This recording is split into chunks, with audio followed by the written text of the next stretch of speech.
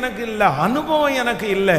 ஆனா கர்த்தர் வாக்கு கொடுக்கிறார், உங்களுக்கு ஒரு பொறுப்பை கர்த்தர் தருவார். அந்த பொறுப்பை கர்த்தர் ஆசீர்வதிப்பார். அந்த பொறுப்பிலே இதற்கு முன்பாக ஆண்டவர் வழி நடத்தி எவ்வளவு பெஸ்டா கர்த்தருடைய சமூகத்தில் கர்த்தர் அவர்களை நடத்தினாரோ அதே போல கர்த்தர் வாக்கு கொடுக்கிறார், மோசையோடு இருந்தது போல நான் உன்னோடு கூட இருப்பேன். எத்தனை பேர் ஆமோதிக்கிறீர்கள்?